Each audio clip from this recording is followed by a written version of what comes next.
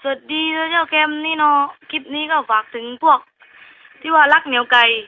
ก็คือแบบว่าเรื่องมีแบบว่าคือว่ากูซื้อเหนียวไก่หน้าสี่แยกใช่ไหมเหนียวไก่ยันกูซื้อ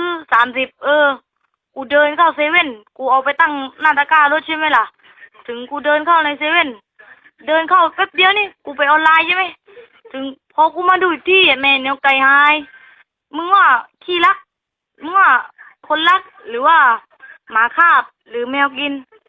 มึงคิดดูเอาเองไงแม่มันไม่มีปัญญาซื้อเหนียวไก่30 บาทนี่ยังไม่มีปัญญายังมารักของคนอื่นเจ็บแม่กูเจ็บใจหนักนี่จริงกูไม่รู้จะอธิบายยังไงจริงก็ฝากบอกคนที่ว่ารักเหนียวไก่ด้วยเนาะว่าเจ็บแม่อย่าให้กูรู้นะว่ามึงรักเจ็บแม่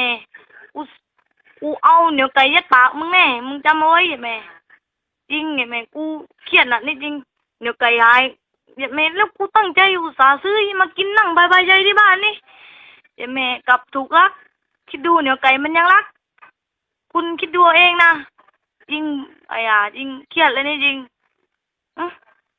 ซื้อตั้ง2 ชิ้นอยู่บ้าแล้วบ้านนี้นั่งกินลอยบายใจไปเลยเจ็บแม่ขอให้ไก่ติดคอตายเจ็บแม่เคยกินเจ็บแม่จริงกูซิมนะจริงเหนียวไก่ยังรักคิดดูร้านก็ยังไม่ไปยอมไปซื้อยอมมารักเหนียวไก่กูเจ็บแม่อุบาทคนไปแล้วเนาะฝันดีทุกคนไม่เป็นไรตังกูเยอะกูซื้อใหม่ได้กูซื้อมาแล้วไม่ต้องห่วงเจ็บแม่ถ้าวันหลังถ้าไม่มีปัญญาถ้าอีกกินจริงๆบอกกูนี่กูซื้อให้เจ็บแม่นี่มารักของกูเจ็บใจนะเจ็บแม่เบี้ยกูยังนี่ในกระเป๋านี่เป็นปึกเจ็บแม่จริงไม่อยากอีโม้ไปเนาะบ๊ายบายฝันดี